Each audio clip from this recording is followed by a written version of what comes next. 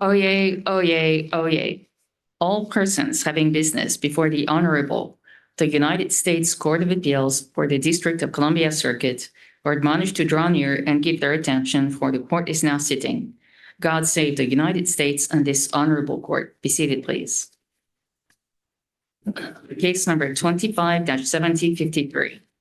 Jamal J. Kifafi, individually and on behalf of all others similarly situated, appellants, versus Hilton Hotels Retirement Plan et al. Mr. Bruce for the appellant, Mr. Youngwood for the appellees. Good morning, Mr. Bruce. You may proceed when you're ready. Thank you, Your Honor. May it please the court. The judgment here is one that we secured in this litigation after 15 years. It provides for increased retirement benefits to a class of over 20,000 people. There was not just a general order describing the relief, but the relief was actually calculated individual by individual by the defendants, Hilton, and reviewed by the plaintiffs. Those calculations are described in my former associate Allison Pienta's declaration at JA 182, and it was called a true-up spreadsheet. The true-up spreadsheet was, as I said, calculated by Hilton based on the formulas that the court adopted and ordered to be adopted by Hilton in a plan amendment.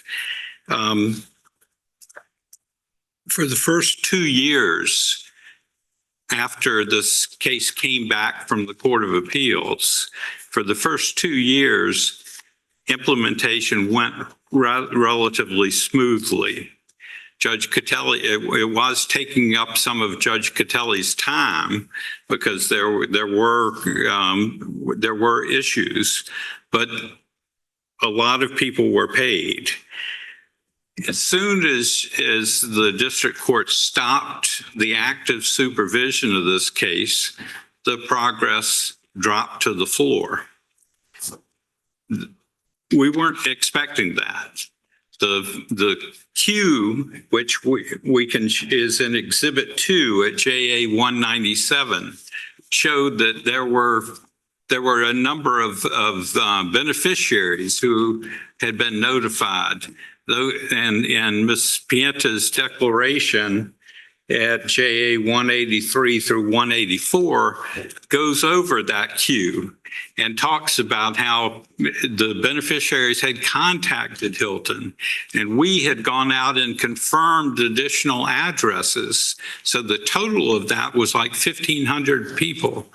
But the progress, as soon as Judge Catelli ended active supervision, the progress dropped to less than 100 per year. As I read it, actually, the progress slowed a little bit before the end, before she relinquished active jurisdiction.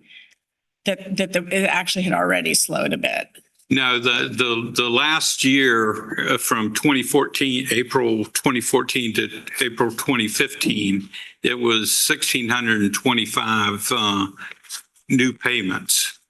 And so going from 1,625 to less than 100 was a big drop. And it was particularly a big drop because there were a lot of people in the queue that we thought were going to be paid.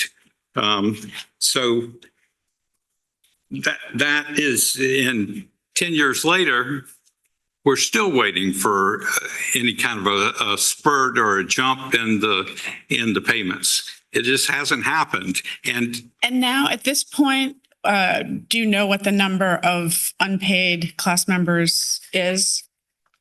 The number of unpaid class members that we're calculating is around 7,200. What Hilton said in the declaration was that it was only 2,800 left. But so there was a difference there between the 8,000 that they were starting with and what they said it is today of about 5,200 people. we said that those 5,200 people were not accounted for. So what you're referring to are the numbers as of October 2022?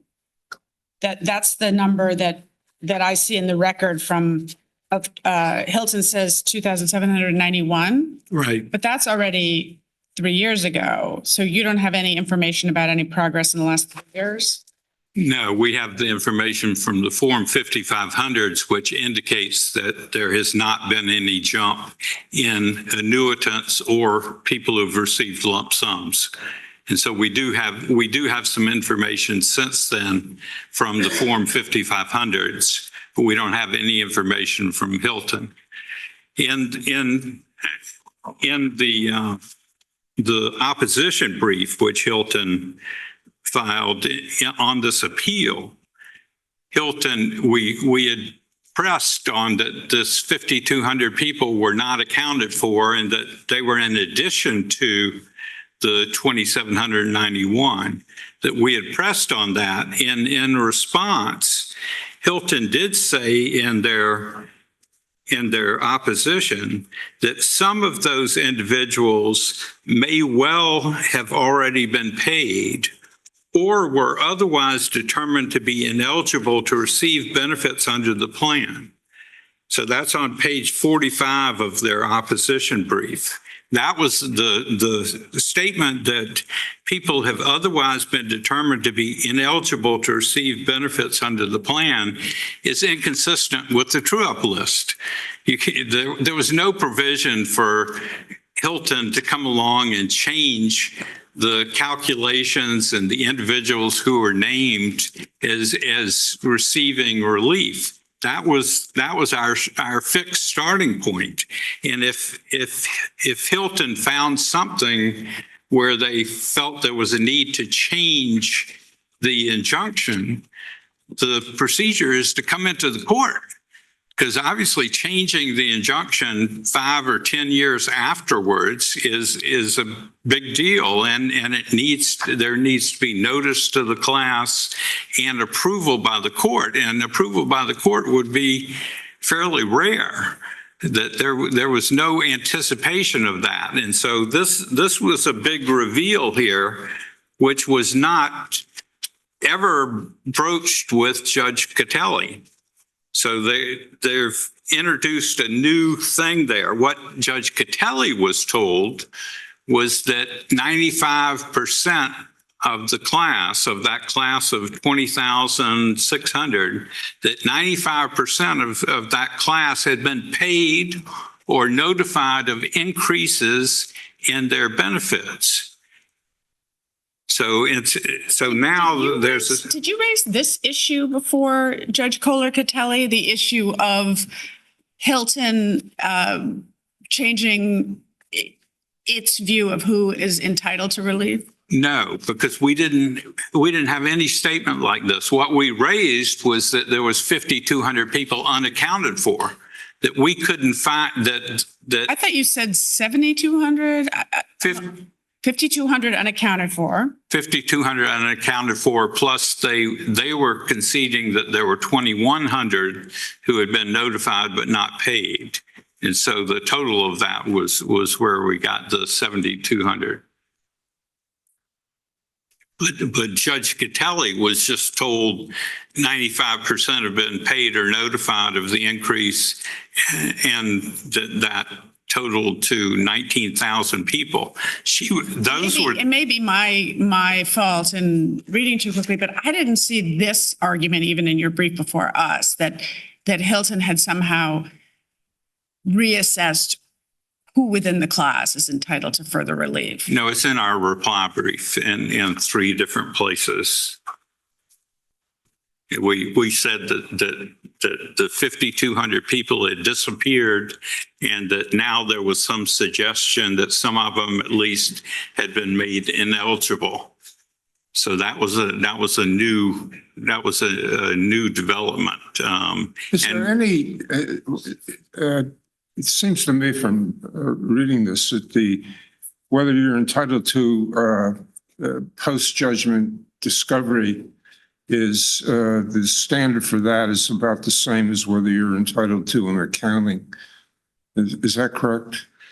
Yes, I think so. Yes. And I think that's part of what tells us that the standard for post-judgment discovery that the district court applied was incorrect, because the standard for an accounting is that it's a reasonable request, and that it's like the standard for discovery, that if you've got a request that will produce potentially favorable information for your side, that you're entitled to discovery on that. And that's essentially what the standard for an accounting is. And both standards, or one or the other, at least partly depends upon whether you've provided sufficient evidence of noncompliance with the injunction.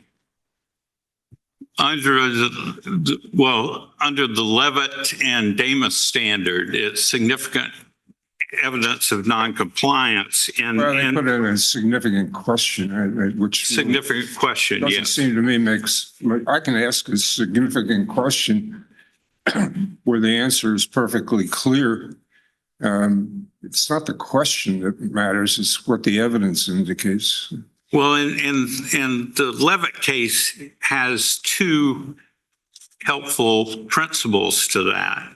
And the first is that a significant question regarding noncompliance is necessarily considerably less than proving noncompliance. I have a question about the distinction, if any, between generally post-judgment discovery and an accounting. And I was looking in the record to see of sort of the reports that, for example, Hilton submitted when the Labor Department was doing its inquiry, or any kind of spreadsheet that would just show the status of the outstanding claims in some kind of really summary form. And I know you've asked for a lot more than that, but to the extent that an accounting is something more limited, less burdensome, but that just gives a snapshot into where things stand. Do you have anything you can tell me about what is an accounting in this context? Well, I think an accounting in this circuit, the leading case is Cobell versus Salazar, which was about the Department of Interior's accounting for the Indian trust funds. And I think in that context, what an equitable accounting meant was the records were in such a condition that you could not get an accounting firm to do an accounting statement on them. And so they used an equitable accounting to be more practical, but it doesn't mean the same as a summary. That in some cases, maybe a summary would be sufficient, but in the Cobell case, they did a thorough accounting, as I understand it. So what, I mean, if it were a spreadsheet, what would the columns be? I guess I'm asking sort of if what would be the minimum that would give what I'm concerned about, let me just lay this out, is we held in the last decision remanding this to Judge Kohler-Catelli that even though she had terminated active supervision, that didn't mean that she didn't have jurisdiction to make sure that Hilton was keeping up with its obligation under the permanent injunction to continue to fulfill its obligations. But her stepping back from active supervision means it's on the plaintiff, class representative, and counsel to make sure, and the Labor Department is no longer investigating, so to make sure that things are moving along.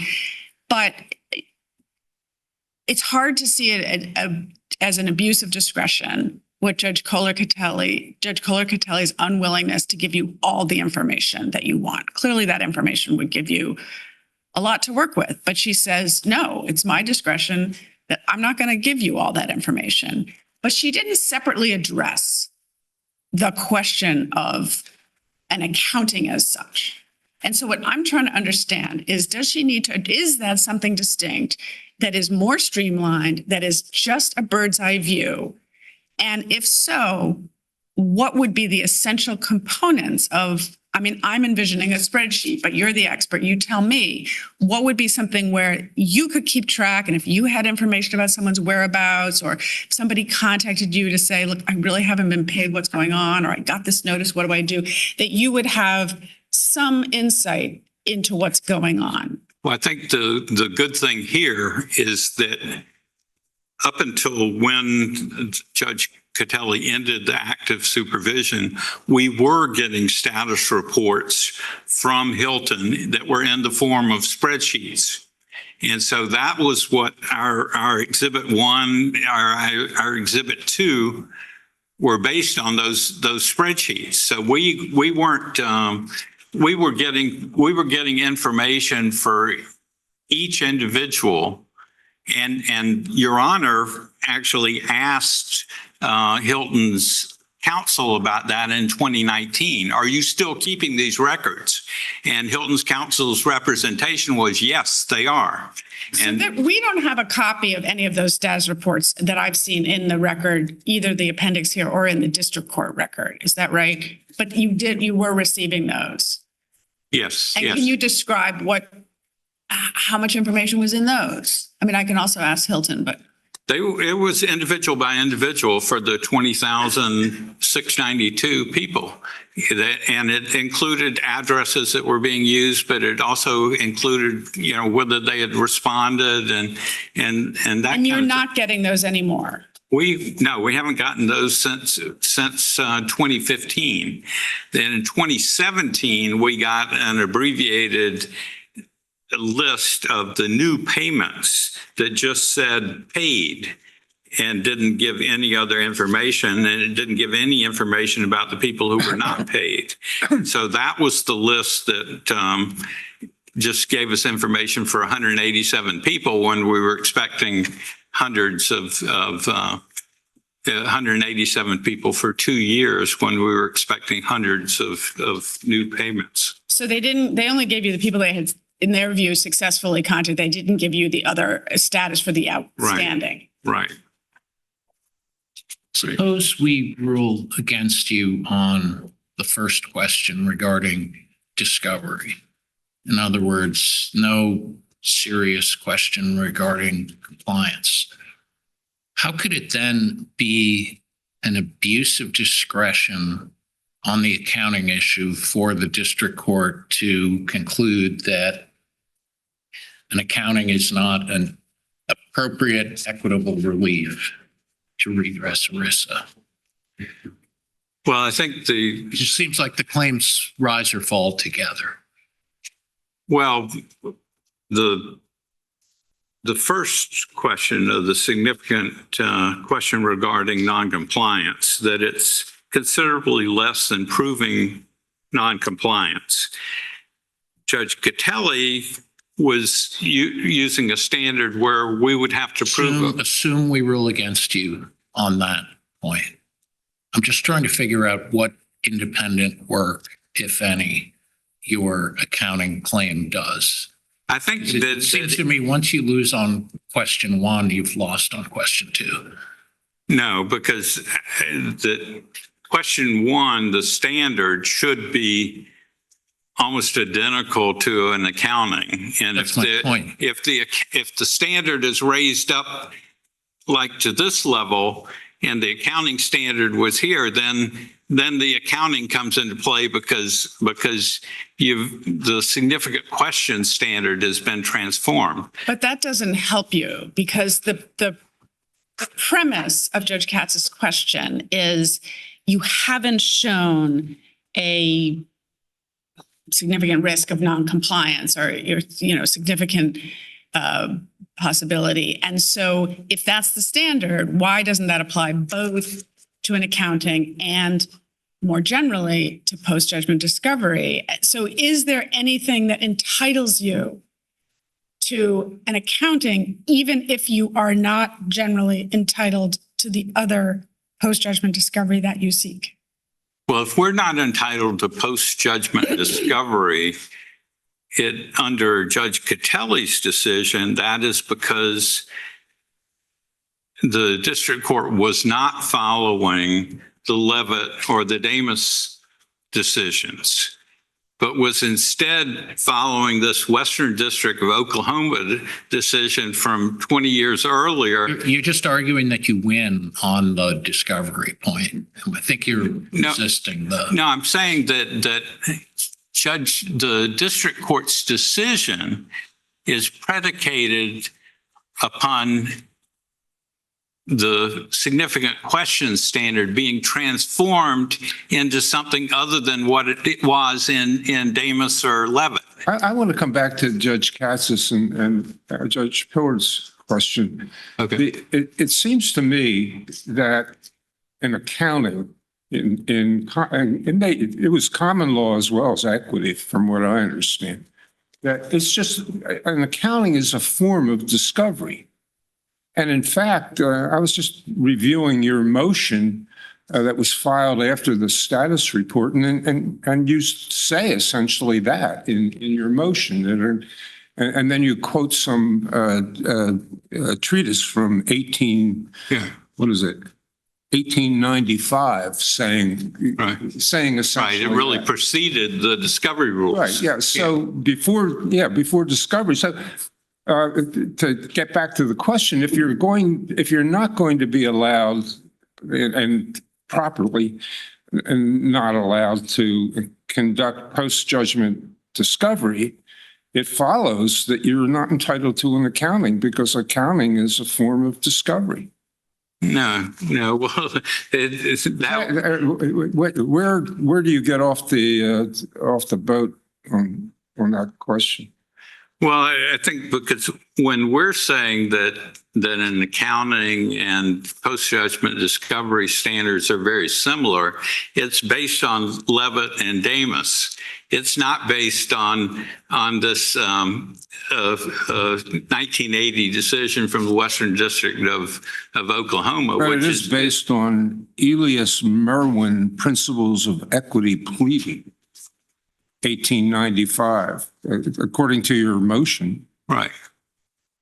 An accounting, well, the case that we cited too was there's an 1810 Supreme Court decision on an accounting where a partner in a jewelry store, had suspicions about his partner, and the court said that he was entitled to an accounting, which would mean, where all the money went.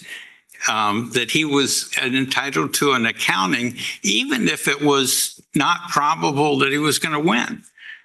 Because when somebody has when people have fiduciary duties to each other, that you want the beneficiaries to be able to get information to see whether the fiduciary duties are being carried out. And here, we've got 10 years and we've got 5,200 people who are just disappeared and seem to have been classified as ineligible. And we have another 2,100 people who just sit there year after year not getting paid. And there's no inquiry into why they're not being paid. Why are they not getting their retirement benefits? And one thing that may not be obvious is what we were doing was we got increases to retirement benefits. And so the people who are not getting paid are not only not getting those increases, they're not getting the base amount that they were entitled to even before our lawsuit. All right. Thank Any you. further questions? All right, we'll give you couple minutes for rebuttal. Thank you.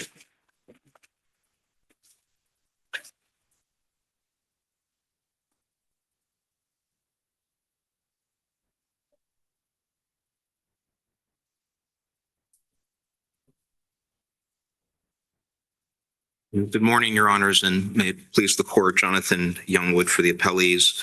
I want to begin, Judge Randolph, with your question as to the difference, if any, between an accounting and the discovery. And I'd submit to you, at least in this case, there's none whatsoever. I'm not sure there'd ever be. But if you look at the record at page A176, which is plaintiff's proposed order, had the motion been granted, he's very clear as to what relief is sought. And specifically on page 179, page 4 of the proposed order, the request was that defendants shall provide counsel for the class and this court with full discovery and a full accounting of Hilton's implementation of the injunction since February 2015. It then goes on for about 10 lines to describe what that means, which is effectively massive discovery concerning every contested class member, every contact with each class member.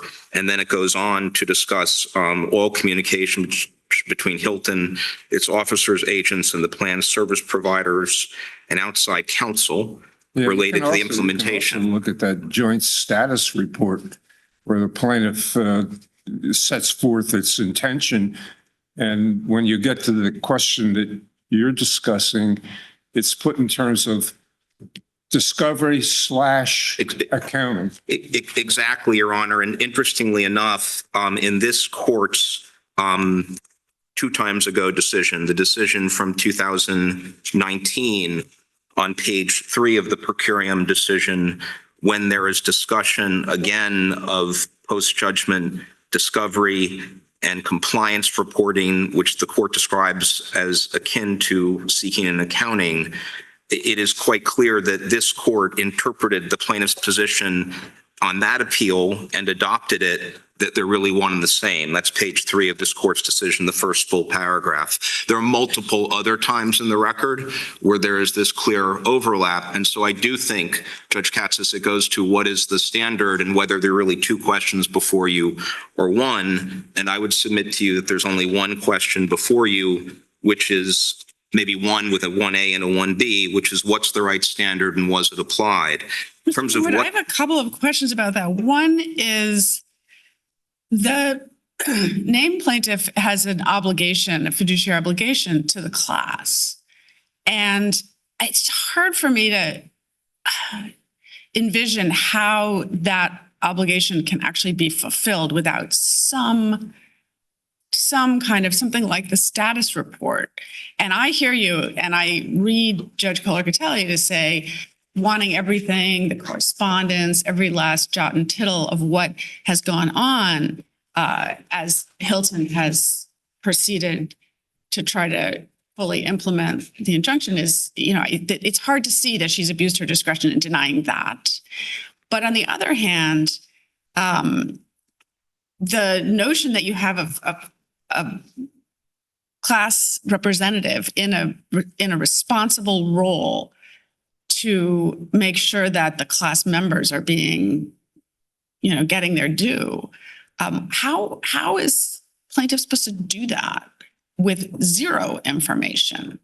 well, Your Honor, I guess I'd answer it this way. First of all, I think the plaintiff is well represented by my friend, Mr. Bruce, who has fought this case for coming up on 3 decades and searching for whatever he can show to get to some discovery, but it still has to live within the confines of this court's 2019 decision and more generally within the confines of the test for post-judgment discovery. But as to my actual question, which is how is a person with a responsibility to make sure that this is continuing to go along, even assuming that there's no bad faith, but if there's ways that things that they can point out that might be helpful, or just a gentle, like knowing there's somebody watching. I mean, obviously your client's incentives are not aligned with the plaintiff class, and the plaintiff's class representatives' incentives are. So just, in a very basic sense,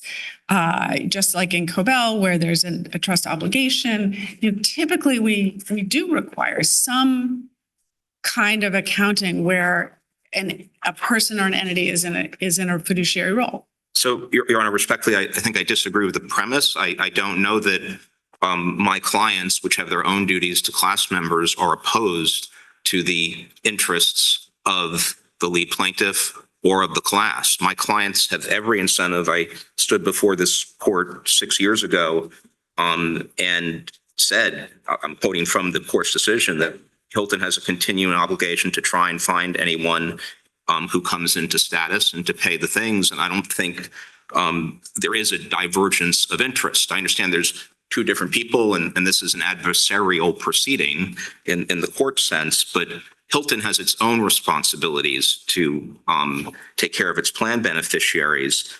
Your Honor, what could they find? To answer the question, they can find significant questions going to systemic issues.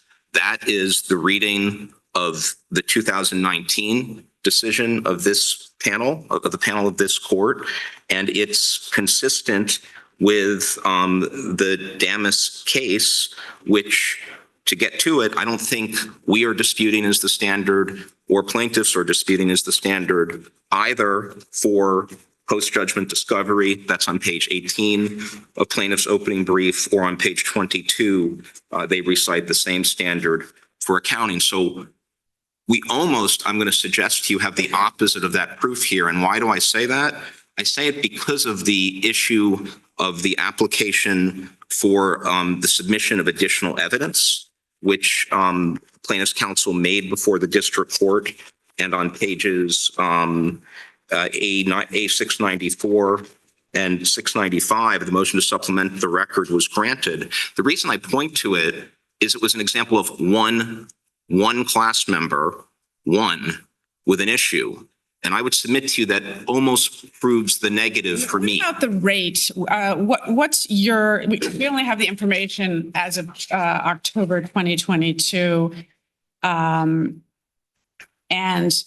there, it appears from, at least from your, the Denner declaration, that there were 2,791 class members yet to be paid. Do you have any more current information about how many have yet to be paid? I don't have the specific numbers broken down by the categories that are in Ms. Denard's declaration on page 574. What I can tell you is that other people have continued to come into pay status. It would be natural, given that some at the time were actively employed, some at the time had not reached the age standard. And what I can tell you is I've confirmed with my client that the steps being taken, largely described in the remaining paragraphs of the declaration, with some modifications as time would pass. For example, my understanding is LifeWorks is now TELUS and things like that. But those efforts to continue to find class members, or to commence payments, or to update payments have continued. But to your specific question, I don't have updated numbers as of today. I suspect data might be available for 2022 and 2023. I'm not sure it's soon enough for 2024, and I'm sure it's not soon enough for 2025. And the status reports that Hilton was supplying initially, that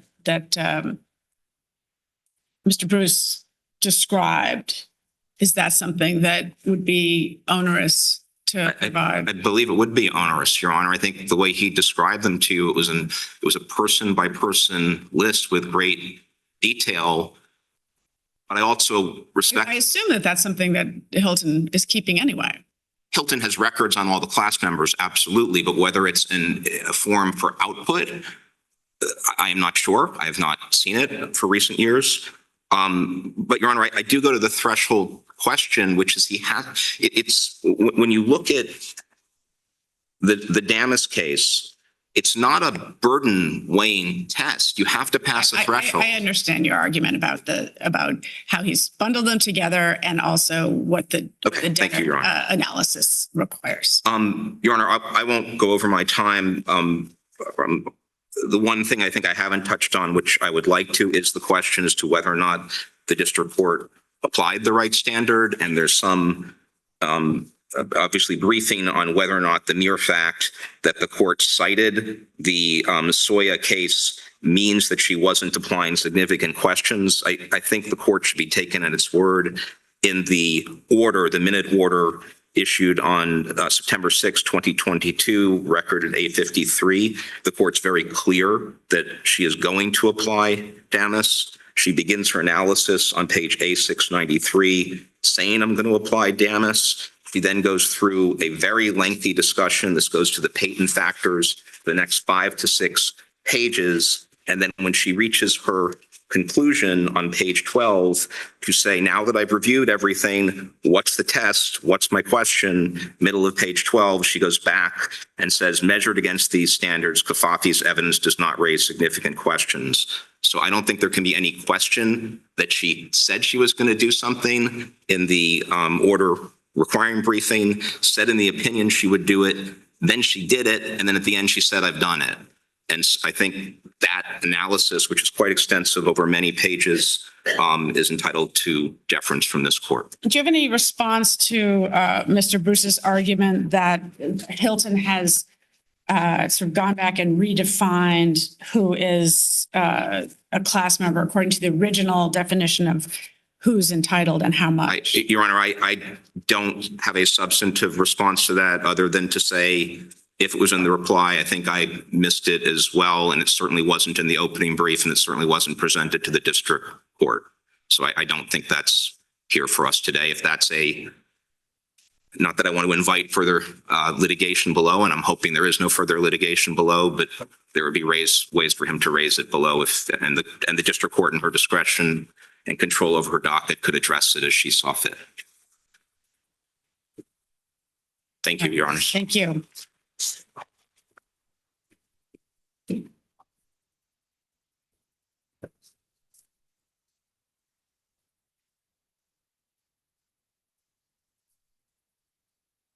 Your Honor, as I might have already communicated, but that the issue of changing eligibility to ineligibility is raised in defendant's opposition brief here on appeal.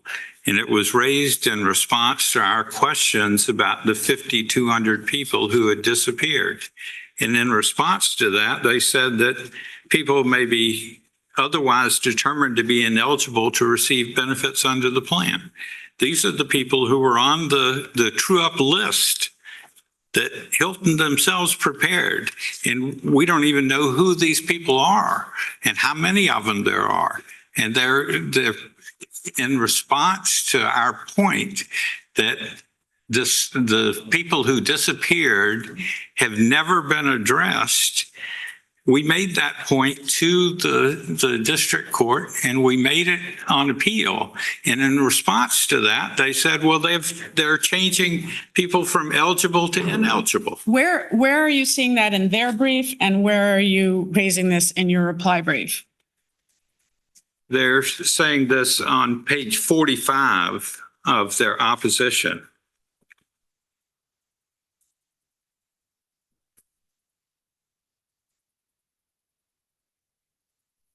In our reply brief, I've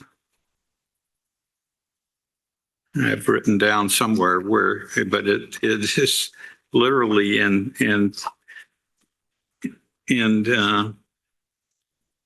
at least two different places that we talked about that they were now broaching this a new argument about making people ineligible, and that it was okay to do that as if there was no rules protecting people when they have an injunction in their favor that the enjoined party can just change it. That's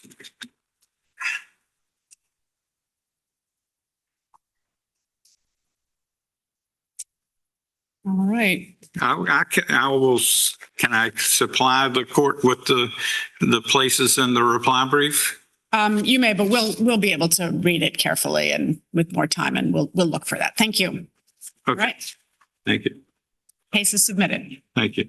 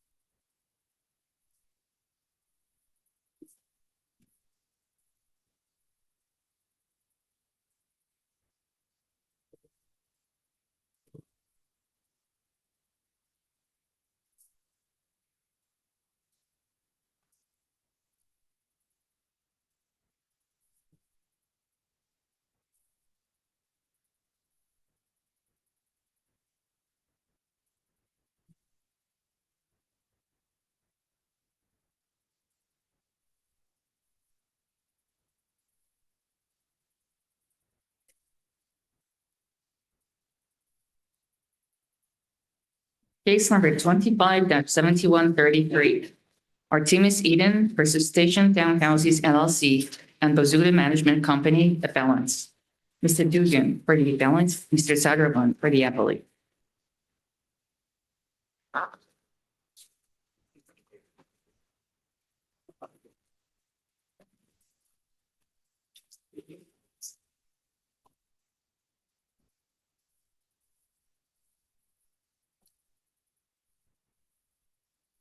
May it please the court. I'll address first the issue of diversity jurisdiction as we discussed in the supplement that I filed on November 26th, because obviously if the court doesn't have jurisdiction, then nothing else I say matters today anyway. And I want to be clear up front about 2 points. First, we only became aware of the potential diversity defeating participation of a DC resident trustee remote from the project SPE, or the party entity, following the court's sua sponte order. We did investigate sort of the basis for diversity jurisdiction at the time of removal, albeit in a truncated fashion given the pendency of the TRO motion. I think in hindsight, we could have been more thorough than we were. So that was an oversight. But at the time of removal, based on our internal diligence, our discussions with the ownership groups of the entity, we had no reason to believe that there was a DC resident somewhere in the tree. Had we discovered that issue, obviously we either would not have removed, or we would have, if we thought we had a basis to do so, we would have done so and disclosed the fact to the district court and then argued about the legal significance of it. But here we are. I'm not super impressed with the basis originally. I don't think the legal standards were correctly stated. No appreciation of the difference between a partnership or an LLC under our law and a corporation, and where it's not a corporation, doing the right analysis even, let alone the factual inquiry.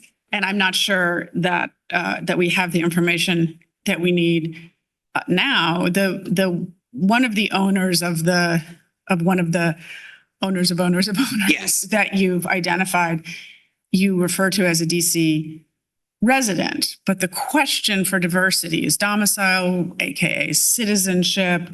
And it looks like Station House still hasn't identified provided the information that's needed to show whether that trustee is a DC domiciliary, or even really identified the type of trust with enough specificity so that we know this is a kind of trust where the trustee's domiciliary matters as distinct from the beneficiary's domiciliary. And so I'm not sure what to make of that. I mean, we gave you notice of the shortcomings.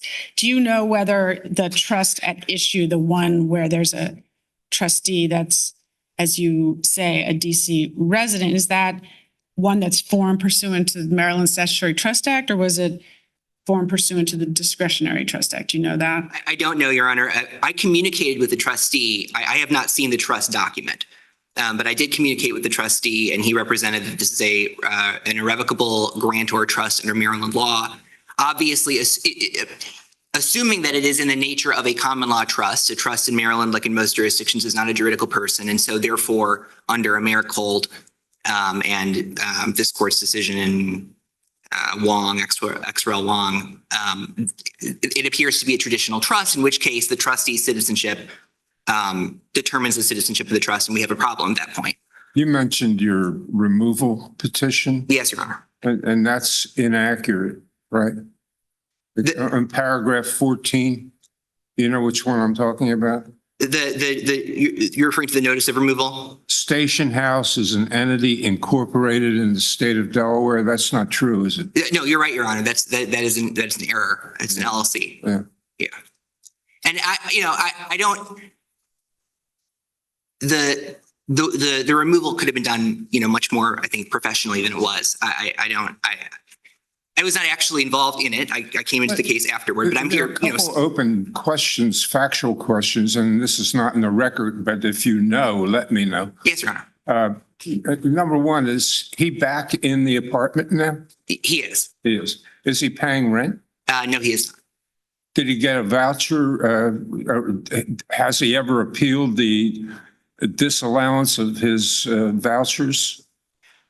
He did, and I'm sure Mr. Satterland, his attorney, will have more information on the status. The last we understand, he was granted good cause for a merits hearing on the termination of his voucher. I don't know the status of the hearing. I don't know if a decision was made. And this is in the record, I think. I remember reading it. His lease was month to month, right? That's right. That's right. And as far as you know, has Mr. Eden complied with the stipulations of the injunction as to his conduct? Not fully. We had an initial hearing on that, perhaps 2 weeks after the injunction entered, and raised to Judge Mehta below some issues that had come up with respect to compliance. Judge Mehta did not act on that. So the way we styled it was a motion for an indicative ruling, given the pendency of the appeal, that the court would dissolve the injunction based on the violations. Judge Mehta didn't really rule one way or another on that. He declined to take action at that time, but I think indicated in the hearing that he recognized at least some violations. They were not as serious, though, as the issues that we raised in the in the PI papers or in the briefing here. Can I take you back to jurisdiction? Yes, Your Honor. For a second. So as I understand it, there's a chain of ownership leading up to a trust which has trustees or a trustee identified as a resident of the District of Columbia. Is that trustee a citizen of the District of Columbia? He's an individual. He lives here. I believe so, but I guess I can't speak with certainty to that. And he's an attorney in town. So either he is, which might or might not be a reasonable inference from a sloppy use of the word resident, right? In which case diversity is destroyed, or you don't know, in which case you haven't proven diversity, notwithstanding the removal and notwithstanding our order for help with that. So, I mean, either way, I don't see how you come before us. Your Honor, I understand. I mean, it was an error in the first instance, and sloppy is probably a good word for it. I understand him to be an individual who resides in DC. I don't have any information that he lives anywhere else, so I don't have any reason to believe he's not a citizen of DC. Which would destroy diversity. And that was the other point I wanted to make in all candor to the court. I mean, I searched to see whether there are any cases where in the situation of a remote trustee or a remote member of an LLC or a remote entity, investor in an entity, whether any cases treat that as different than the Carden rule. And I found no such cases. So Thank you. So in view of that, I think, we probably have no basis to continue in federal court. We'll give you a moment or two for rebuttal, but we'll now hear from Mr. Satterland. Understood. Thank you, Your Honor.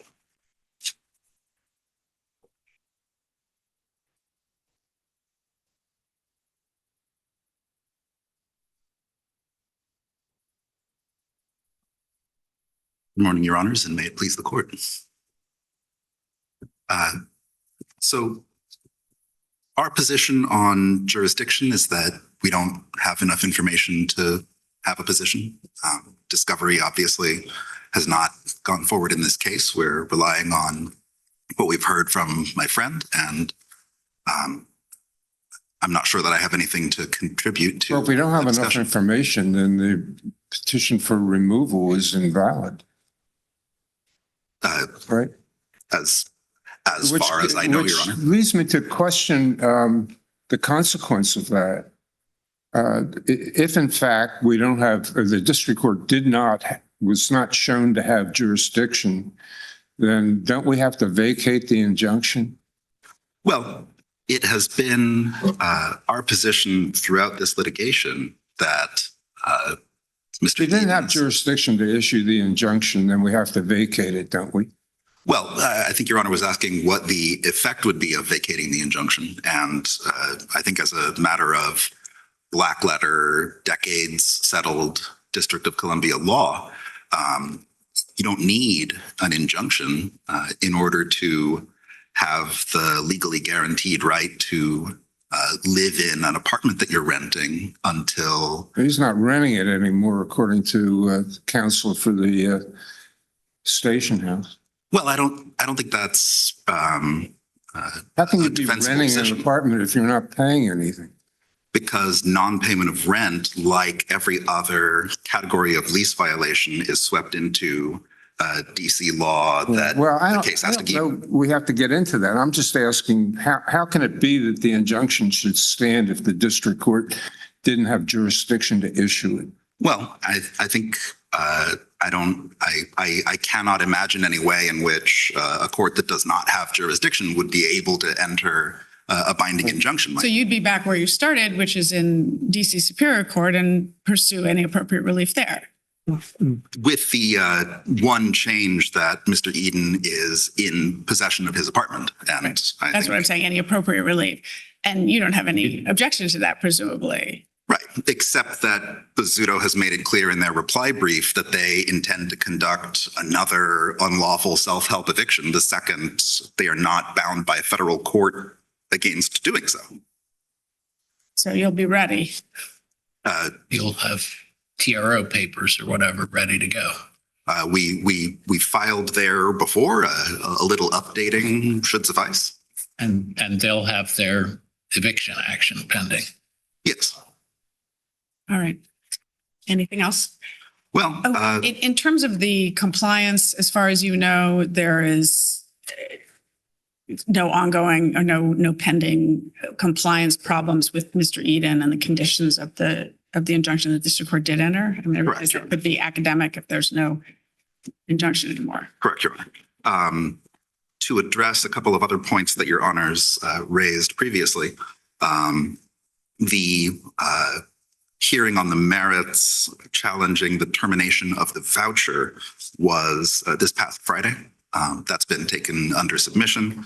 The regulations say we should get a decision on that within 14 days. I have a note on my calendar on day 15 to begin checking with them if we don't have anything from them by then. Just to be clear, under DC law, a month-to-month tenancy is unusually in our law, not something that can be terminated by the landlord without going through the normal process. The month-to-month tenancy lasts until the tenant gives notice ending the tenancy or the landlord-tenant court issues a judgment and a writ for possession.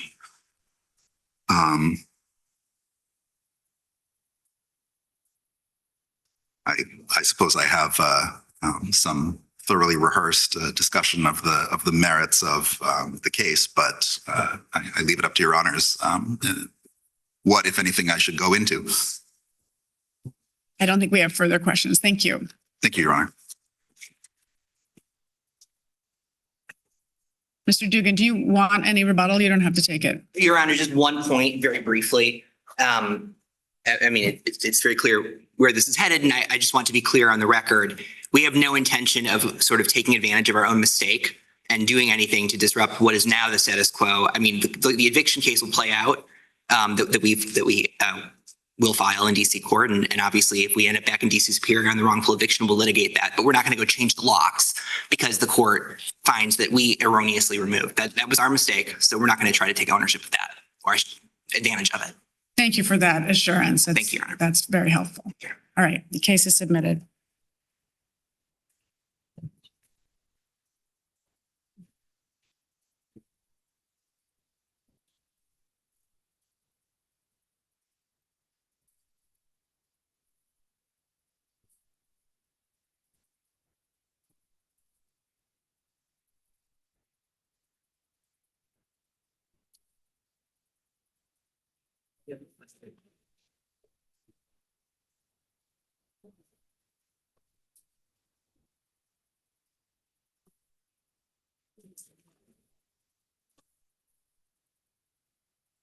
Case number 25-1074.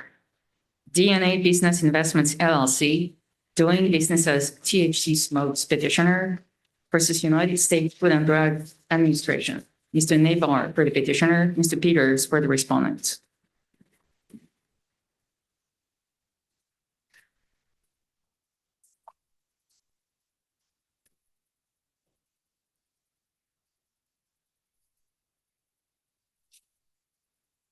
Good morning, Your Honors. Jared Nabor for the petitioner DNA Business Investments. So after JARCSI, it's clear that the FDA cannot adjudicate the civil money penalties in its administrative system under the Tobacco Control Act statutes regarding tobacco product violations. And I think the most important point to this argument is the JARCSI decisions references to earlier decisions reflecting that the most important consideration here is the remedy in determining not only whether the Seventh Amendment applies in the first instance, which FDA has conceded, but also I think it controls the entire outcome of this case on the Seventh Amendment claim. You're raising some really important questions about the public rights doctrine, the interplay between JARCSI and Atlas Roofing. The blue brief doesn't address any of this. You don't cite JARCSI, you don't cite Atlas, you don't cite the public rights doctrine. You just apply the first half of a two-part test, which is the easy part for you. I mean, how can we do something, very substantial on your request when you haven't given us anything to work with? Well, Your Honor, my reading of JARCSI is that JARCSI very clearly said that the public rights doctrine is an exception. It's a narrow extra-textual exception to this Seventh Amendment guarantee of a jury trial right for legal claims.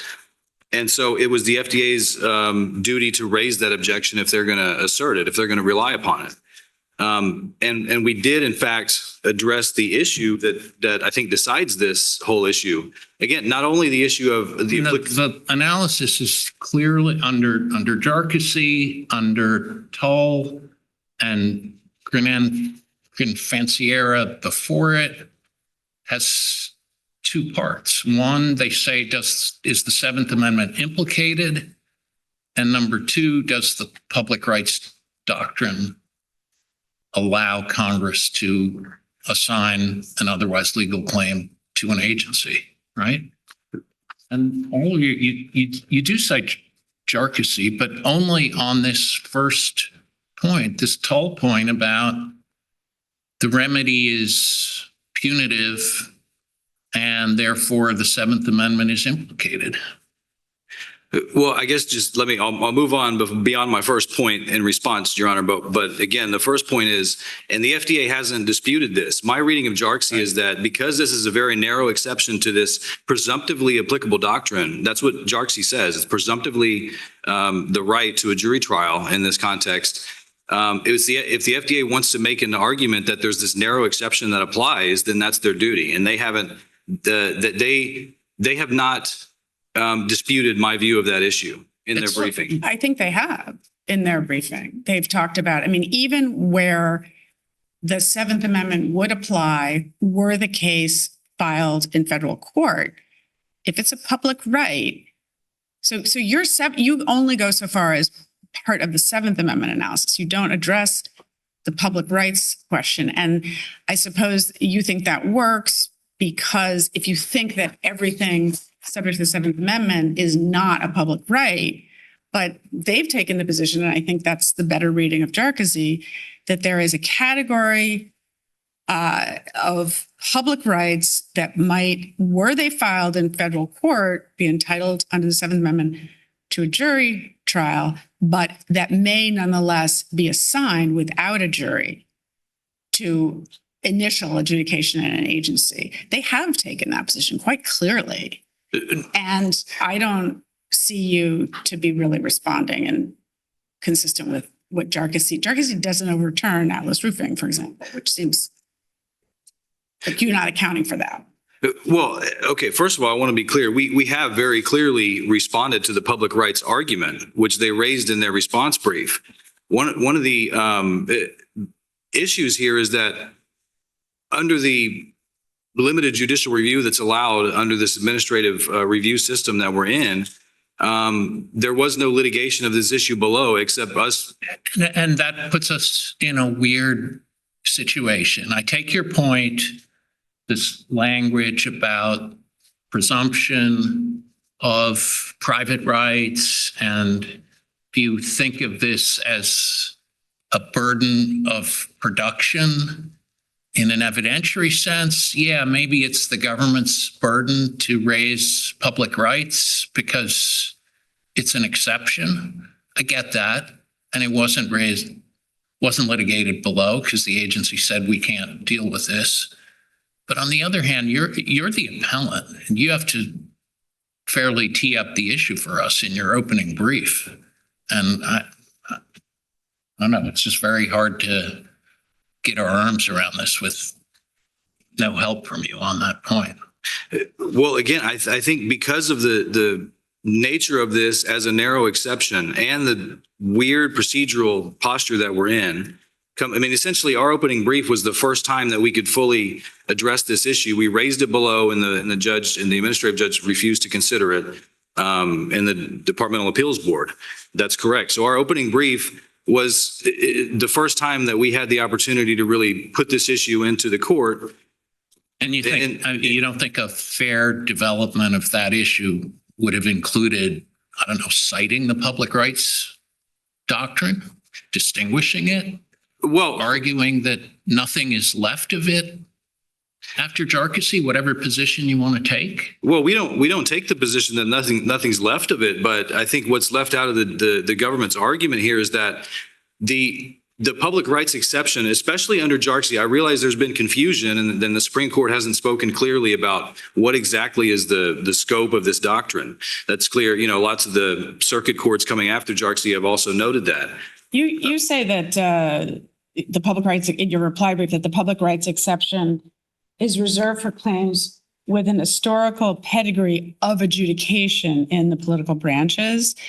If I read Jarkissi also to ask whether and to what extent the claim underlying the enforcement action resembles a pre-existing legal claim. In other words, if there isn't, if it wasn't of a category that historically was adjudicated initially by the political branches, Jarkissi itself goes through, and says, look, here we have something that's an analog of common law fraud. They don't say securities cases were not historically treated as public rights. They go through this other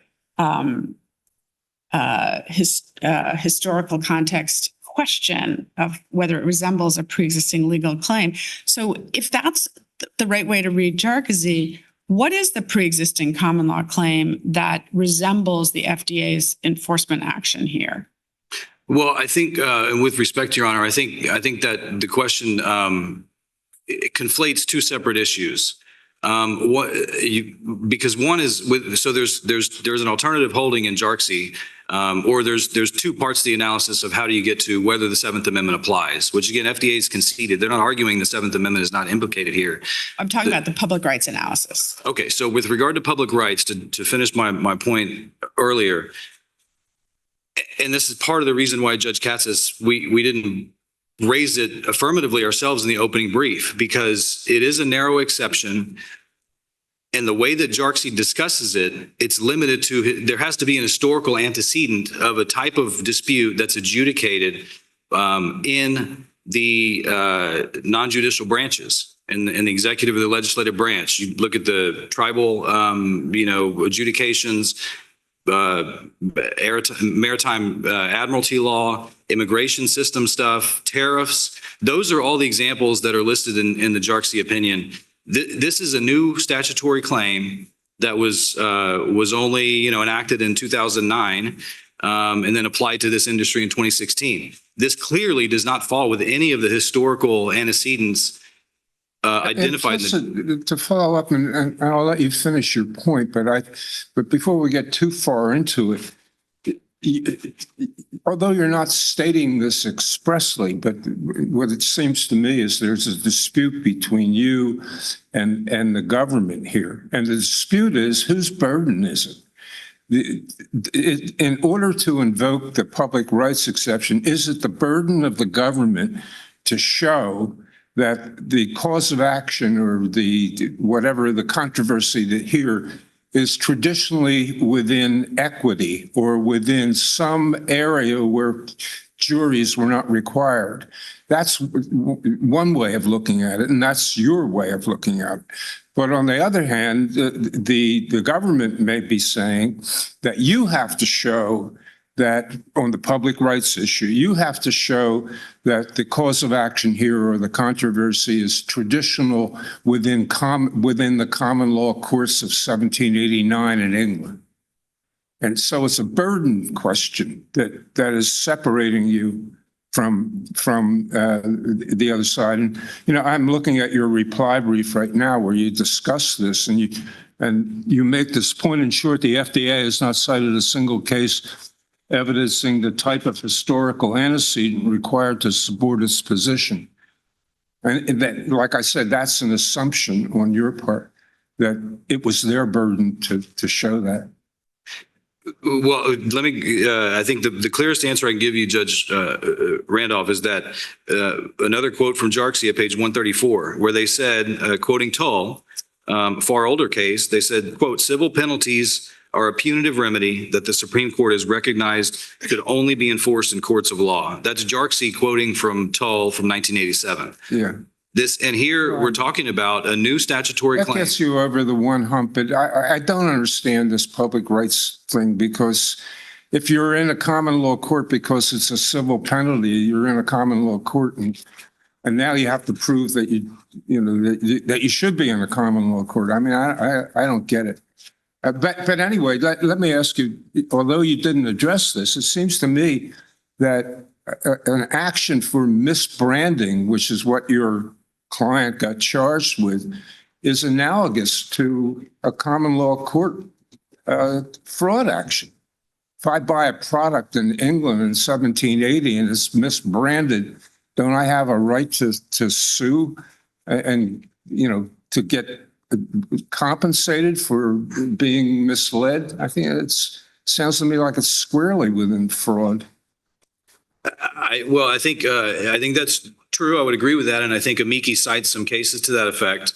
Actually, there are state cases to that effect. Well, right. And so, I agree with that, Your Honor. And we didn't spend a lot of time on it in our reply because, again, that was dealt with, I think, pretty ably by Amici. But also under JARCSI, it's not the most important point. And I think it's so clear that the quote I just read is dispositive of this issue. This is a civil penalty that the government is seeking. It's entirely punitive. There's nothing restorative about it. That was Judge Gorsuch's stance, that once you show that it's within the common law or legal remedy, that's the end of it. And that's what he said, but he only got Justice Thomas to agree with it. Well, and the recent Fifth Circuit decision in the AT&T case comes down the same way. They address both. They did find in that case it's a Communications Act penalty claim, and they did find that it's somewhat analogous to a common law claim, but analogous to negligence because the governing regulation required reasonable efforts or something like that. correct. But then they went on to say, just like JARCSI said, it echoed the JARCSI statement that the more important and all but dispositive is the question of the remedy. And the quote from Toll. That's for purposes of the Seventh Amendment, not for purposes of public right. Well, public rights is part of the Seventh Amendment argument here. Okay, I see. Okay. But you can have a claim that if it's brought in federal court, requires a jury. But if it's a public right, that same claim may, consistent with Article 3, be brought before an agency. And that's the part that I think you're reading out of JARCSI. Okay, I see. Now I understand your question, and I'll answer that. So this does get us to the second point about and I would point out all the cases that the government cites here, Houston versus St. Louis, Wyeth, Crowell. None of them do the work that they want to do here. They're arguing that there's this line of so-called public health cases that create an exception to the Seventh Amendment jury trial right. Those cases do not all apply in this context because they're all dealing with licensing issues, essentially. None of those cases involve a government seeking a civil penalty, a punitive penalty against a market participant, as here. And again, back to the statement in Jarksy, it's the nature of the penalty, it's the substance of the remedy that is all but dispositive. The Supreme Court's opinion, and you didn't reply this way, but in Grand Finicera seems to support your analysis because the court said that there's a two-part inquiry, and the first is deals with whether the statutory action is analogous to something that was in the courts of England in the 18th century, and the second is the remedy. And so you're focusing on the remedy, but the court also said that the second inquiry is the most important. Well, the second. And the first is the public rights, but the second is the remedy. And the court did say in Finicera that that's the most important part. And I know I'm out of time just to address the final point, Your Honor. Yes, and I think the toll case itself directly repudiates the government's argument here because that was a Clean Water Act case. You could argue that was a public health quote unquote case as well. And nonetheless, the dispositive issue was the remedy being sought was a civil penalty. And the final point, well, I can address it. I know my time's up. I have time for rebuttal unless there's another question. I'm past forfeiture and burden now. I just want to ask about your view on the merits of public rights. One difficulty with your view is that if we look at all these cases in the public rights area, I mean, it's fine to say it's a narrow, rare exception, but you look at these cases and they talk about tariffs, Indians, public lands from Jarkissi itself, all the way back to Crowell versus Benson, foreign commerce, public lands, public health. It just seems like there are a lot of public rights that cut across different areas and cut across different governmental powers, including the Commerce Clause. Well, Your Honor, I think, and one way of understanding all of these cases is general rule.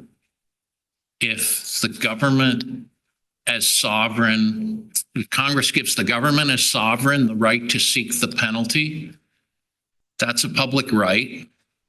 And Jarkissi qualifies that by saying, but not if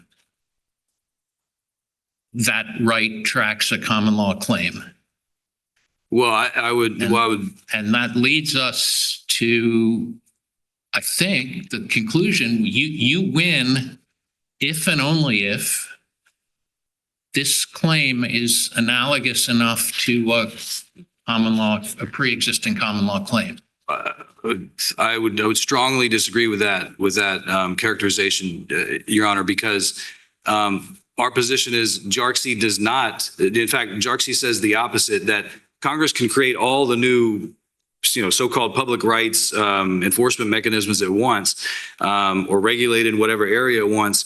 If the remedy being sought in the matter is a punitive civil money penalty, then under Jarkissi and under Toll, that cannot be siphoned away from Article 3 courts. So you disagree with the notion that you win only if you can show that this is analogous to some common law claim, akin to the way the court in Jarkissi found that the securities fraud claim was analogous to common law fraud. You have no you don't need to point to any such thing, and you haven't pointed to any such analog historically.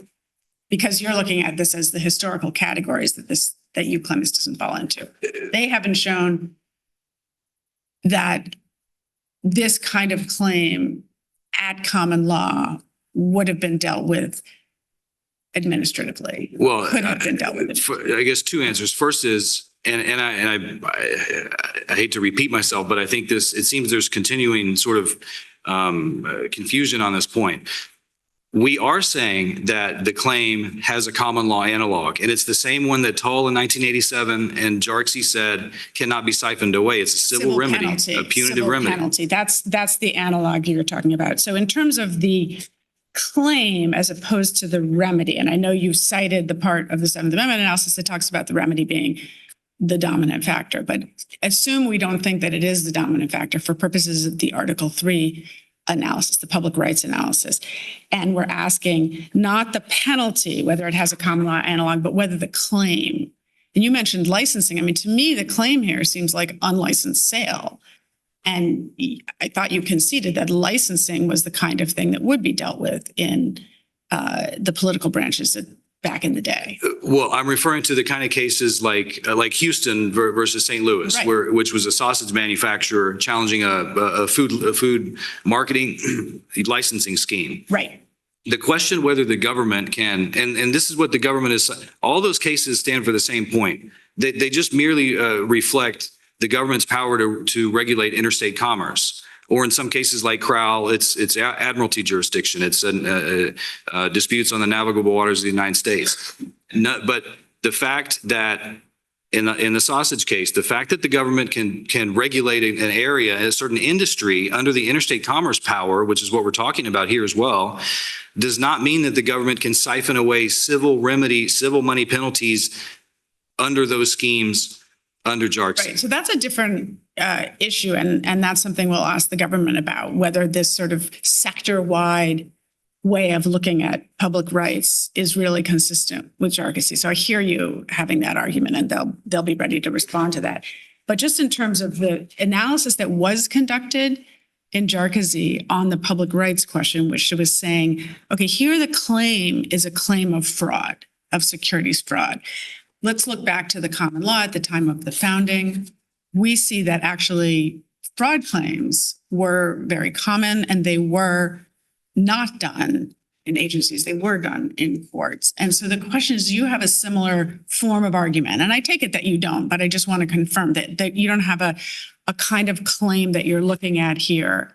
A claim, I shouldn't have to get a license, or, I have a entitlement to, unless I'm aware that something that's sold to me is unlicensed, I have an entitlement to sell it on, or anything that's more about the actual claim that you're bringing. Right. And maybe it helps. Let me clarify. We are not taking the position that the government may not place adjudications of licensing, whether a license should be granted. For example, whether a broadcast license should be granted to a media company, whether a license to sell pharmaceuticals or here tobacco products.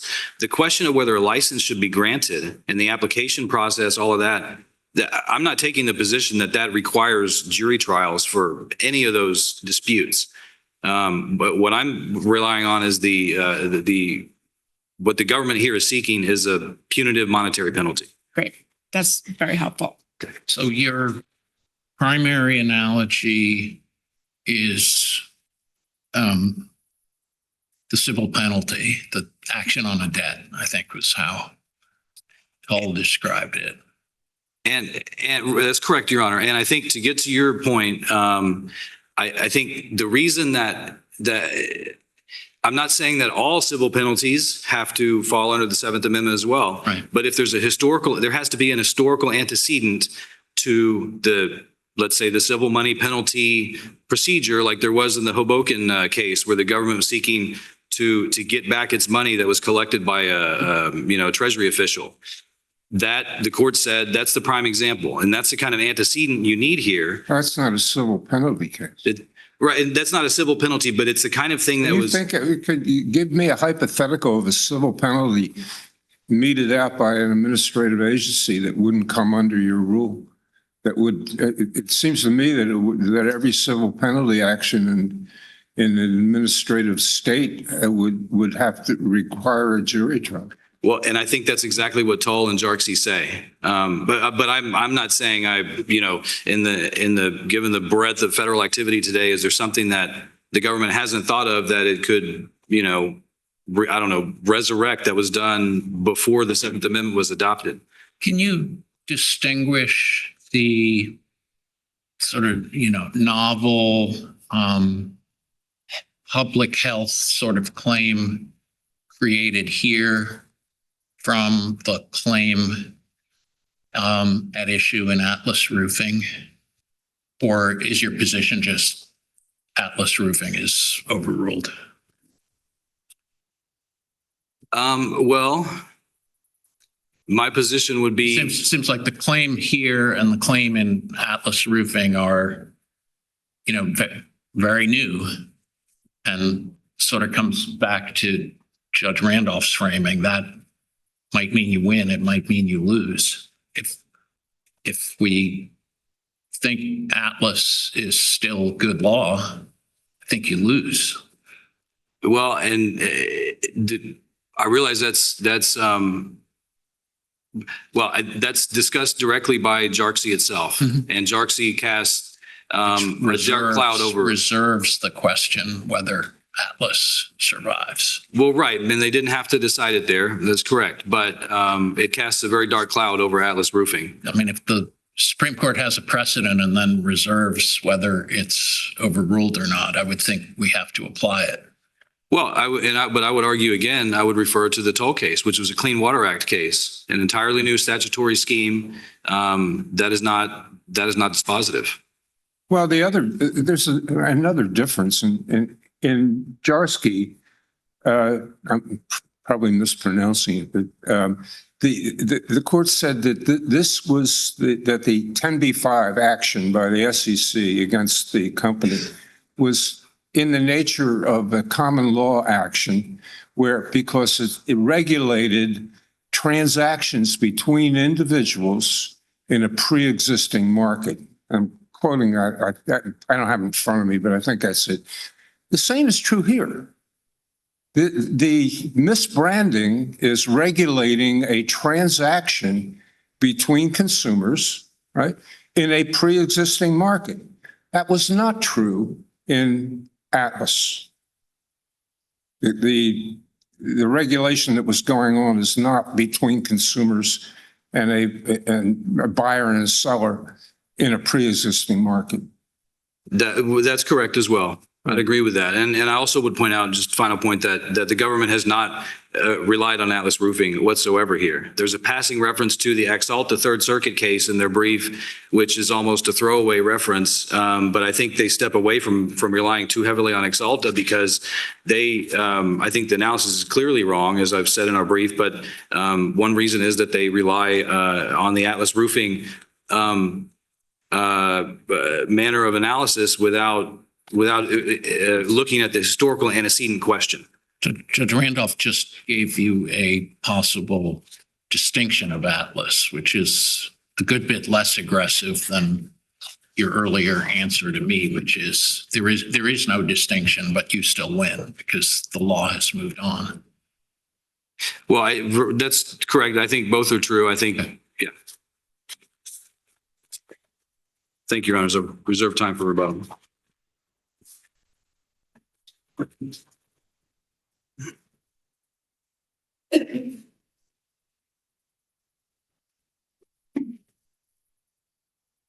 Good morning, and may it please the court. David Peters, from the United States of America.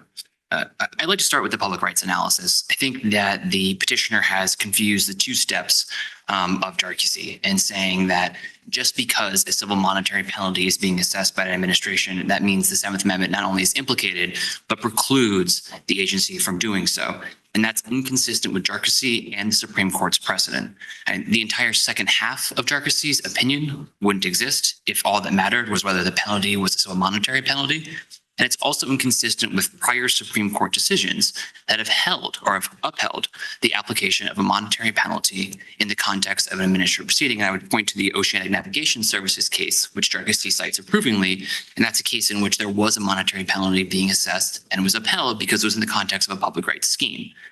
And what's the government's position on how much Atlas Roofing survives? I've given your friend a little bit of trouble on his briefing. I'm going to give you a little bit of trouble on yours. I mean, you don't cite Atlas Roofing, which is the latest best case for the government's position. You cite a Third Circuit case supplying Atlas Roofing, so you're sort of trying to get the benefit of it without embracing it. How much of Atlas do you think survives? Certainly the holding. I mean, I guess to take a step back, I think this court can rule in our favor and find this a public rights scheme based on the precedents that we cite, predominantly the Houston case. Based on the precedents that I think this court can rule in the government's favor and find this to be a public rights scheme based on the precedents that we cite in our briefing.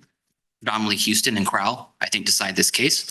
But man, that's a stretch. I don't think Houston is about the substantive validity of a legislative rule. I don't think that's right, Your Honor. If you look at the regulatory scheme at issue in Houston, that was a regulatory scheme that allowed the Secretary of Agriculture, yes, to issue Agency action being challenged was promulgation of a reg I would have excluded the challenger's cereal or whatever it is from, or the sausage. I think it Couldn't was sell its product. I think it was sausage. Certainly, Your Honor, that case involved a prospective regulation, but it also involved, and I would encourage to go back and look at the relief that was being sought there, was that the statutory scheme allowed the Secretary of Agriculture not only to promulgate prospective regulations, but then also to make determinations about whether the products were healthful, and then it was a process of inspection and passing the sausages. And if they didn't do that, then the sausages could not be shipped in interstate commerce. And that is a factual determination that the Secretary of Agriculture could make only because it was a public rights scheme. You know, in Stern v. Marshall, the Supreme Court says that if a claim involves a private right, even mundane factual disputes must be adjudicated by an Article III court. And so the ability of the Secretary in the St. Louis case. It seems fair enough. The scheme might have contemplated administrative adjudication, and you have that sentence from Kroll on administrative adjudication with that long string cite, which includes Houston. But I mean, the key is that if there's factual determinations, I mean, the Secretary of Agriculture was precluding the shipment of a good in interstate commerce, and it was based on a factual determination. Through a regulation that said if your sausage contains more than X% of whatever it was, you can't call it sausage. It wasn't This pre-APA. I assume this in district court, presumably on something like mandamus. I don't know. It doesn't involve administrative adjudication at all. It did. And I would point to page 44 of the opinion, in which the Supreme Court is talking about the Secretary's making. What's the citation? Sorry, it is 249 US 484. And I'm happy to rely on Houston and explain why I think that supports our opinion. I think we win on other grounds as well, but just to explain it. Whether the sausage is a false and deceptive is a question of fact. And it was a determination that the Secretary of Agriculture was making as to the specific product that was being shipped. And if you go to the earlier part of the opinion, now I'm at 481, the upshot of the determination not to pass the sausage was that the sausage could not be shipped in interstate commerce and was excluded. And my point is that is a factual determination, right? It's not the imposition of a monetary penalty, but it's a factual determination specific to that party. And those kind of factual determinations can only be made in the context of a public rights scheme by the Secretary of Agriculture, right? If it's a public rights scheme. If this was a private right, that would have to be adjudicated by an Article III court. And that's when you look at Crowell, what Crowell is specifically citing Houston for is the proposition that these are familiar. Crowell seems to treat Houston as if it's about adjudication. I'll give you that. And you're right, it says, Crowell itself says, Houston is an example in which there is a secretary or the agency is making factual determinations in the context of a public rights scheme. And so I think those all point in the same direction that this is your earlier question was whether we have to rely on Atlas Roofing. And my point is, I think this is another indication of Supreme Court precedent dating to 1919 that has treated regulatory programs like this as public rights schemes. I mean, it's a data point, but it's not a legal theory. The legal theory really comes from Atlas, which talks about data points of public health. See Houston. But Thomas as well, Your Honor, right? Thomas is another case in which I think that there is several factors here that all point in the same direction of this being a public rights scheme. One, this is Congress exercising its right over hazardous food and drugs that are shipped in interstate commerce. It is clearly serving a public sovereign interest, right? This is the kind of thing that the Supreme Court in Crowell has pointed to as an example of a public rights scheme. And there is no comparator at common law to the specific claim that's being asserted here, which is that the tobacco product that was deemed adulterated and misbranded was adulterated and misbranded because it did not go through the pre-market authorization process of the Tobacco Control Act. And that is, as the Supreme Court said in Wyeth, a substantial innovation on the common law. Petitioner has not cited any examples. So a consumer would be misled if by buying this product, because the assumption would be, assuming it was a reasonable consumer aware of all the relevant facts, the assumption would be that every product that was put out for sale containing tobacco had been approved by the FDA. Your Honor, the statutory violation is not going through the pre-market authorization process, which is the same process that exists in the FDCA for new drugs. The United States here isn't placing itself in the position of an aggrieved Tell me consumer. how you distinguish this quotation from Joretsky or Jarkowski. What matters is the substance of the suit, not where it's brought, who brings it, or how it's labeled. The object of the SEC is to regulate transactions between private individuals interacting in a pre-existing market. The government's created claims whose causes of action are modeled on common law fraud and provide a type of remedy available only in the law courts. Is this a regulation of transactions between private individuals? No, Your Honor. I mean, the statutory violation here is not going through It regulates, you can't have a transaction unless with this product, unless you've got the FDA approved. That's regulating a transaction, isn't it? It's not between private individuals in the context of a It's market. between the seller and the buyer. Your Honor, the statutory violation here is the petitioner They didn't received sell any of this. Would that be a violation? the violation. They have to receive an interstate commerce. The violation is 21 USC 33C. It's the receipt in interstate commerce and offering it for sale or passing it along. Okay. The violation Now, is that a pre-existing market? for tobacco products. Yeah. I think it is, Your Honor. Okay. I don't think that any time, and I don't think And is Jarkisi. this Is a it a type of pre-existing remedy market? available only in the law courts? I thought the statute required any new tobacco product to be subject to pre-clearance, and there was a kind of delay in enforcement against e-cigarettes, but that doesn't mean that it was a pre-existing market that was legal. That may be right, Your Honor. I maybe misspoke. Of course, tobacco products have been sold before, but this is a new regulation in that there had not been prior to this a requirement, common law or anywhere else, to have a pre-market authorization for tobacco products, right? I mean, again, this is very similar to the FDCA, right? And other provisions that are regulating drugs or hazardous foods that are shipped in interstate commerce. And again, there isn't any analog that the petitioner cited to or that we're aware of the same kind of pre-market authorization requirement to ship such goods or to receive such goods and then offer them for sale in Do interstate commerce. you have a historical analog suggesting that this kind of controversy could have been resolved administratively? The examples that we have are the ones we provided, Your Honor. I don't have one. I don't have a Sorry, historic. just remind me, like, what's your best? I think the best examples are the Houston case, I think the Crowell's announcement of the Houston case, and then No. History on. Oh, I see. You're citing, okay. and I would say, and then You're citing Houston for history, not for precedent, for purposes of this. I think so. You're right. I think as an How example, do you, your sorry. argument leads to the proposition that Article 3 court, this doesn't have to be adjudicated by an Article 3 court. that's our position. And it's within the province of the legislature, right? Congress exercising its sovereign authority Right. authorized. Suppose that there were no judicial review. Would your argument still stand? I It's exclusive within the administrative agency? was going to modify my answer to your original question, Judge Randolph, which I think is it can be assigned to the agency in the first instance. Whether there was no judicial review at all might be a separate due process problem. That's obviously not the problem What here. would be the argument that there must be judicial review? Where does that come from?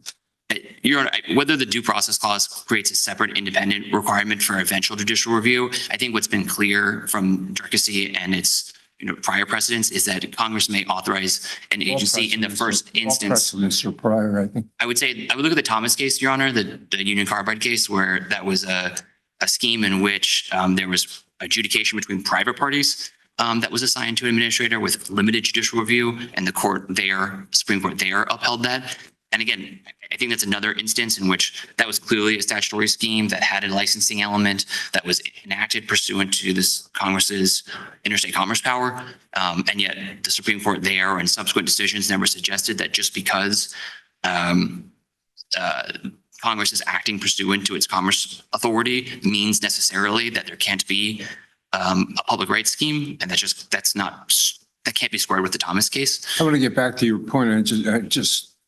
This is more of a commentary than a question. So, it seems to me Justice Gorsuch had a different take on this because he dealt not only with separation of powers, and whatever, but he also said that the due process clause applied to require an Article 3 court. And your response that, well, on judicial review is that would be an Article 3 question.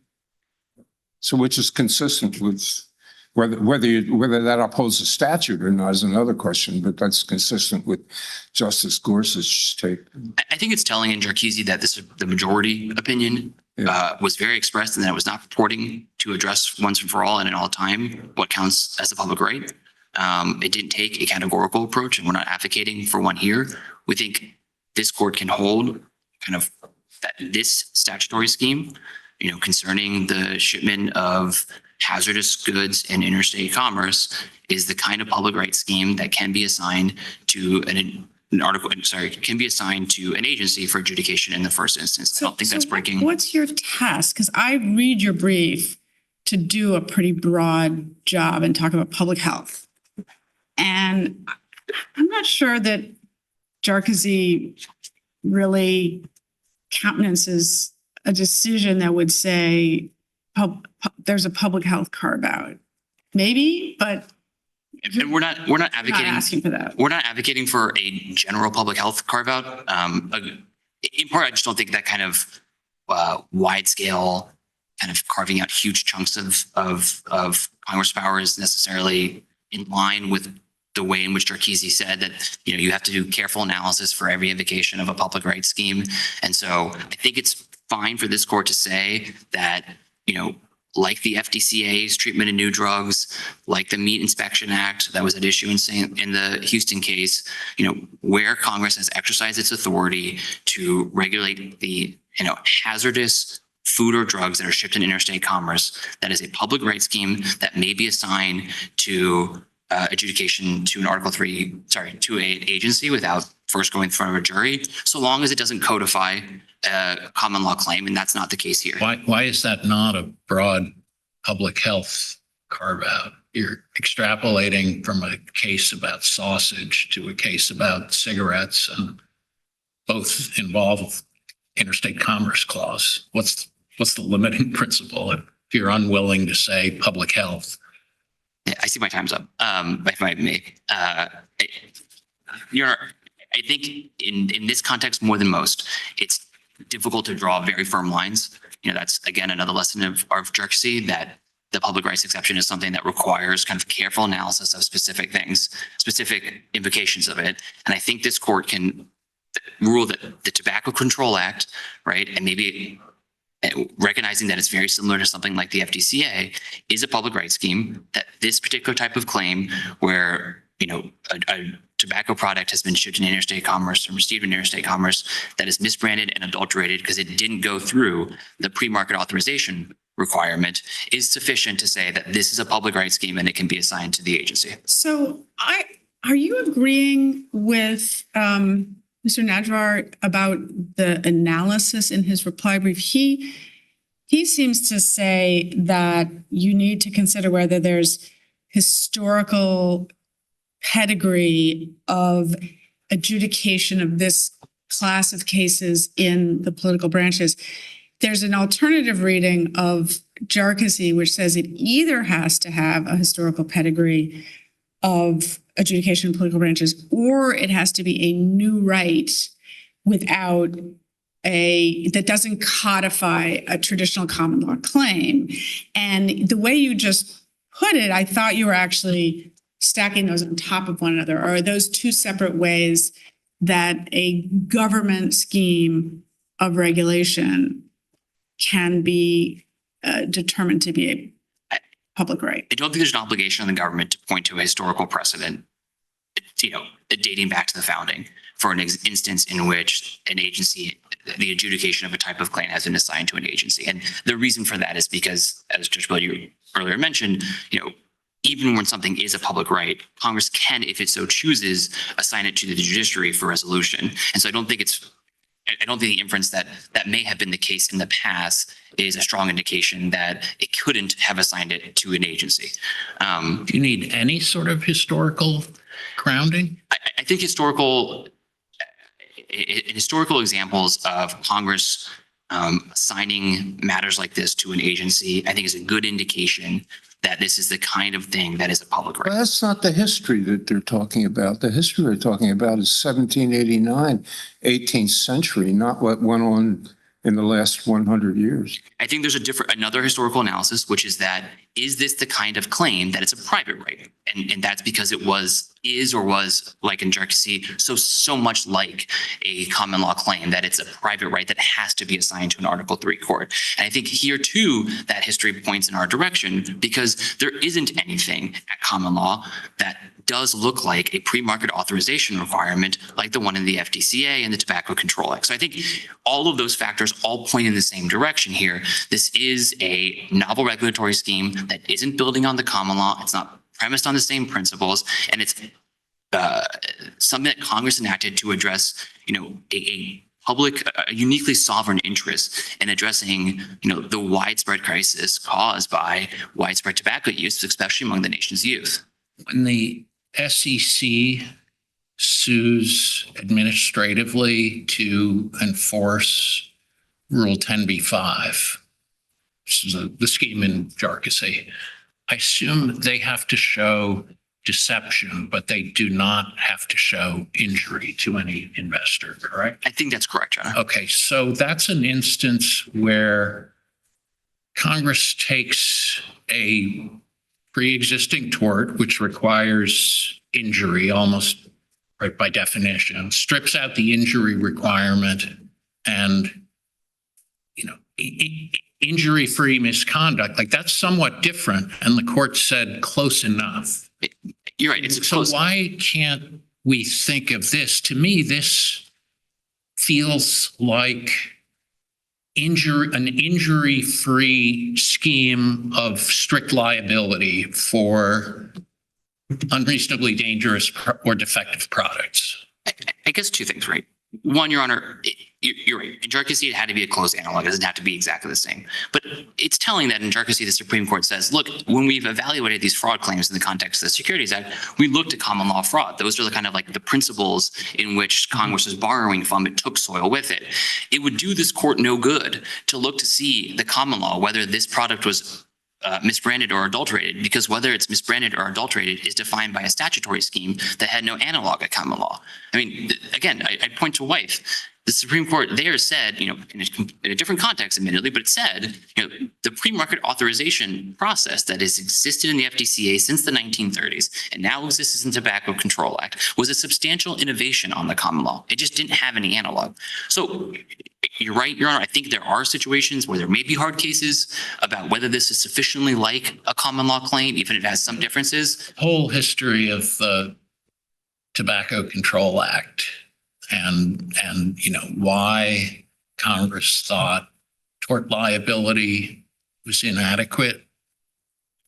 They were applying concepts of unreasonably dangerous product, and they were upset that tort claims were failing because cigarettes might be unreasonably dangerous, but they're not defectively designed. But that was true in the FDCA as well. And what they did was, again, pointing to White, they didn't adopt existing state law regulations, and they didn't adopt analogs to the common law. They adapted this pre-market authorization process that is very distinct and doesn't have any analog in the common law. And you keep mentioning that. I'm curious, what does it take to get the FDA? What would it have taken the FDA to approve this product? What would the manufacturer have to show?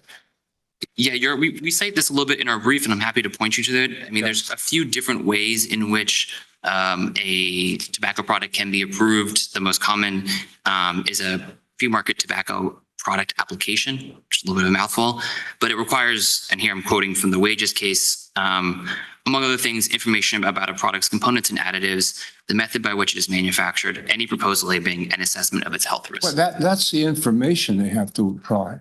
What's the standard for whether it's going to be approved by the FDA? FDA must deny such an application, quote, unless it is shown that the product will be appropriate for the protection of the public health. And again, that's the novel standard, is all the information goes to whether it's appropriate for the protection of the public health, and it uses a particular historical moment in time as the benchmark for that. Because Precisely. if it was looked at without that benchmark, then no cigarette would be sold because none of them are appropriate for the public health. So it's looking whether it's an improvement over the market. I can't remember what it was, 2014 or something like that. Again, it's 2015, I believe. But yes, that's correct, Your Honor. It then looks and say, is this an improvement upon public health at the time of 2015 when it's just the benchmark for the Tobacco Control Act? No common law analog, and I take it that Mr. Najvar hasn't claimed that there's any common law analog to that standard. No, the petition hasn't identified any. We're not aware of any that has a common law analog to that type of standard. Which again, I gave you strict liability as one possibility. What do you think of Judge Randolph's fraud analog on misbranding? I don't think it's a fraud claim, Your Honor, or something like that. There isn't a fraud-like. Yeah, I understand. It's not a deception, right? That's being addressed here. It's that there is this requirement to proceed through what is like a licensing regime, and what petitioner failed to do or is take receipt of a product and offer it for sale that didn't go through that licensing-like process. That just doesn't look a lot like fraud to me, or strict liability, or any other common law So here, claim. misbranding is a sort of a term of art. It's a kind of capacious. I mean, it doesn't actually mean that the labeling is the problem. Yes, Your Honor. I mean, if you look at the statutory definitions of adulterated and misbranded that we cite, it's telling that it's not. Those aren't defined in any way like you would think of a fraud, or you would think of like a adulterated product. I mean, I'm looking at 21 USC 387B6. So this is the provision for why this product was. Yeah, sorry. 21 USC 387B6. And a tobacco product shall be deemed to be adulterated if it is required by section 387JA, which is the provision that requires pre-market authorization of this title, to have pre-market review and does not have an order in effect under that provision. It's common in everyone's experience when you listen to advertisements on the media and television, radio, that some products are advertised, and at the end they say this product has not been approved by the FDA and is not intended to cure any particular disease. Right? That's a disclaimer, right? So that the consumer does not believe or is not led to believe that this is a product that the FDA has approved. Is that a requirement under the Food and Drug Act that the disclaimers of that sort be accompany products? I'm not sure. I understand the line of questioning to be maybe there But are. it is so common that it would seem to me that it's perfectly rational to say that if a product does not have FDA approval and it's out on the shelves and there's no disclaimer on it, that and it's something for consumption, that it necessarily follows it's been approved by the FDA, and that's misbranding.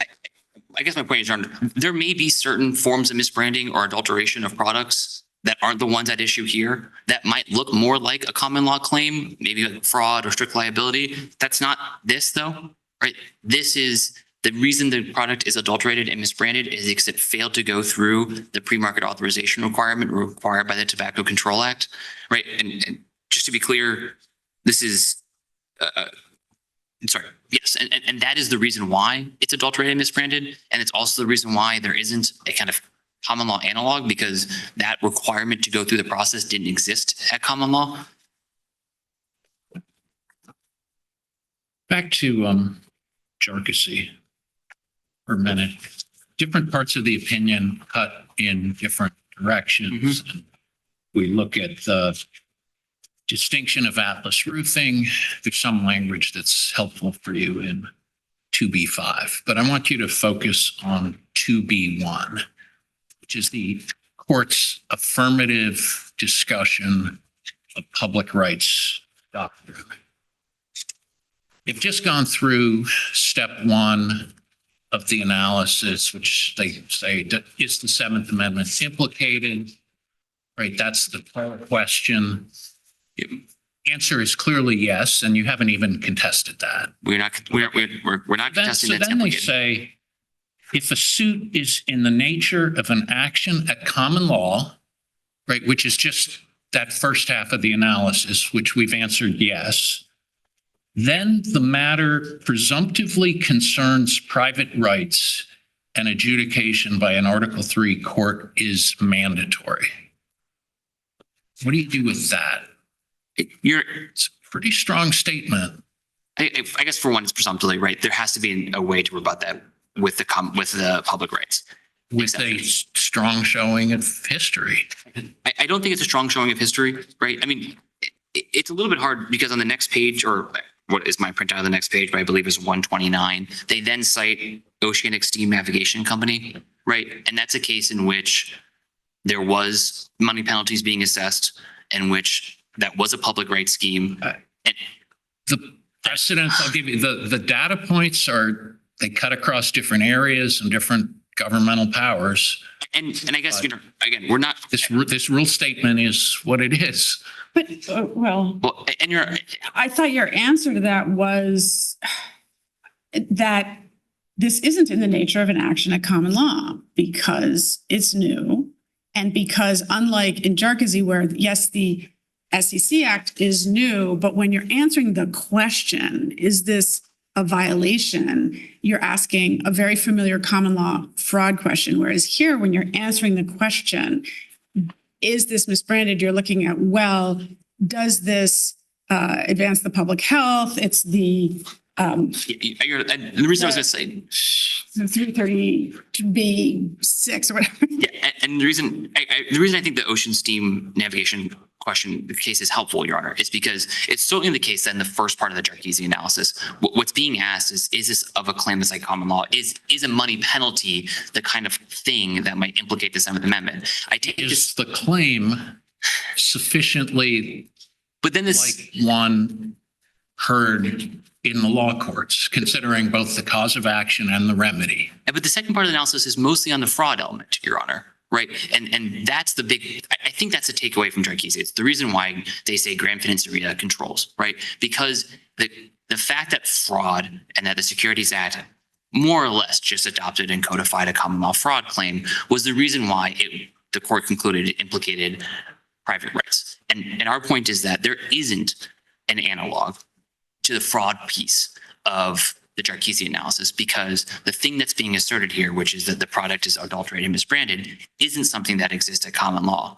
And so I think the analysis of Jarkisi is tricky, but I take the first part to mostly be focused on, is this the kind of thing that is implicative of the Seventh Amendment? And the answer to that question in Jarkisi was yes, because it was a civil monetary penalty. We're not contesting that element of the analysis here.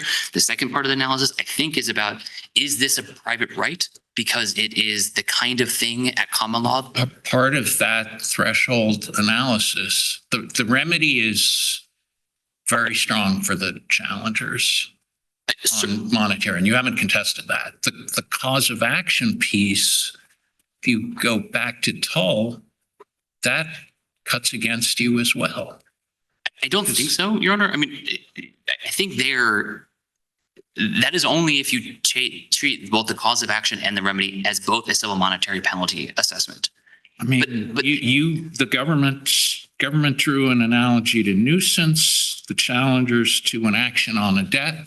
But then, Your Honor, Said, then Jarkisi's whole analysis of the fraud provision that has to fit in the analysis. I mean, that's the reason why this is a private right in Jarkisi, at least, right? Is because the Securities Act fraud provision just built on common law fraud principles. And our point is that's plainly not the case here. And so I think the way to read Jarkisi is to say, once the civil monetary penalties, if there's a civil monetary being assessed, which implicates the Seventh Amendment, then you have to look to see, is this the kind of thing that was decided at common law? And the analysis there is about the fraud provisions. And our point here is what's being, I mean, that creates a weird near total overlap between is the Seventh Amendment implicated question and does the public rights exception apply question. I don't think so, Your Honor. I mean, I think the implication question has a cause of action dimension and a remedy dimension measuring the statutory scheme relative to the common law. And I'm not sure I'm fully following, but I'm sorry, I might be I talking in think shorthand too much. I think that it's right that if all that mattered was it's a civil monetary penalty being assessed, then the first and second steps of the analysis would almost always converge. Because civil monetary penalty is something that implicates the Seventh Amendment. You think the threshold applicability question is largely or more importantly about the remedy, and the public rights exception question is centrally about the cause of action? Yes, Your Honor, I think that's right. But I just want to be very clear when I say that I think it's possible to look at it as if the cause of action is a civil monetary penalty. That's a little bit how the first part of the analysis is conducted. And the second part of the analysis, clearly that it's really about the fraud provision, right? I mean, that's the way the court says that Atlas roofing is still good law, is because that didn't have any parallel in the common law. But of course, there was a civil monetary penalty being assessed there. So if all that mattered was whether it's a civil monetary penalty, I think both Atlas roofing would have to be overturned. I think oceanic navigation services would also be wrong. And so I think that all indicates that the analysis at the second step of the public rights piece is, I don't have the right framing for it, but is the substance of the claim something that existed at common law? In Jarkisi, that was yes, because fraud, the Securities Act provisions built on common law fraud. And here the answer to that question is no, because the enforcement of the adulterated and misbranded provisions that are at issue here don't have any parallel at the common law. The last question for me is about the Fifth Circuit opinion, AT&T. Judge Duncan, in that case, ruling against the government, drew a somewhat, I don't know what the right word is, creative analogy to negligence. He said the analogy in that case to negligence was a good bit less obvious than the analogy in Jarkisi to fraud. You all petitioned for cert in that case, but you did not contest that point. You contested only the de novo, whether de novo review of the NAL solves the Seventh Amendment problem. So has the government accepted the Fifth Circuit ruling that the analogy in that case was close enough? Your Honor, as you know, the decisions about the government, what to appeal and what to seek cert on. Understood. If you tell me the government has no position, I will accept that. But I thought it was odd that you did not take that up. I will say, just to take a step back, though, I would say, in Atlas Roofing as well, you could have analogized those to some kind of premises liability or some other kind of negligence claims there. Or in some instances, you could even also analogize them to some form of strict liability claims. And that wasn't a sufficient connection, at least for the Supreme Court in Jarkissi to say that Atlas also concerned private rights. And so I think that the indication from Jarkissi is, same basic principles. You look to the common law to determine like how to analyze this, and there may be difficulty about how far that goes. AT&T might be close enough. This case isn't. Yes, exactly. Okay, thank you. If there are no other questions. I just wonder if you have any, you haven't taken up Exalta. Is there any further, do you have any reflections on how you would decide this case differently, or whether you embrace the analysis in that case? In Exalta? Yeah. We think Exalta was decided correctly. There the court principally relied on Atlas Roofing. I think the analysis here could look to a kind of a richer history about regulation in this area, as it concerns hazardous foods and drugs, both in terms of Houston, as we've already discussed, but also I think the long history of the FDCA having almost the exact same set of provisions here, and no one has ever suggested that the FDCA is a private rights scheme.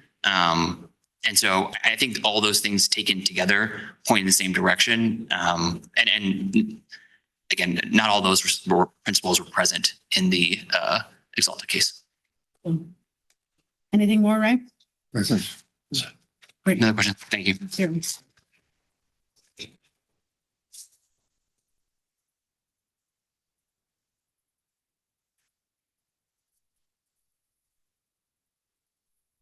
So with respect to the analyses in Jarkissi, I just want to call the court's attention because I went back and looked, and it's pretty clear in the way they discuss this. These are alternative holdings or alternative reasons for holding that a claim implicates the Seventh Amendment. Because they say on 123, in this case, the remedy is all but dispositive. Then they go on to discuss the remedy. Beginning at 125, they say, in some, the civil penalties in this case are designed to punish and deter, not to compensate. They are therefore, quote, a type of remedy at common law that could only be enforced in the courts of law, period. That's a quote from Tull. Then they transition to their discussion of whether it's the fraud claim is analogous to the common law cause of action. But the way they lead into that discussion, they say the close relationship between these causes of actions, in this case, in common law fraud claims, confirms the conclusion we've already made that the Seventh Amendment applies. And I would submit to the court that, as you know, the Supreme Court engages in alternative holdings. They're both binding. If the court gives alternative reasons for a ruling as a matter of Supreme Court law, both of those are effective. It doesn't matter which one they discuss first or second. And also, the toll was decided after Atlas Roofing, and toll was the government seeking a penalty for violation of a novel statutory scheme. Toll came after Atlas Roofing and supports our position. And the last thing I want to say is just to call attention to the radicality of the FDA's position here. If the government can essentially create a new licensing scheme or marketing scheme over a certain industry and say, because this is a novel statutory scheme, we can siphon all of the disputes under it, including for civil money penalties, away from Article III courts. That's a very radical position, and that's not what the case law supports. I think they're saying that they may be public rights if they're novel, so long as the claims are not closely akin to a common law claim. So it's less radical than the way you just described it. And my response, Your Honor, would be that the way that JARC discusses toll says that means that the claim you refer to is the civil penalty is a type of claim that demands Article 3 court. Thank you. No. The case is submitted. Thank you, Your Honors.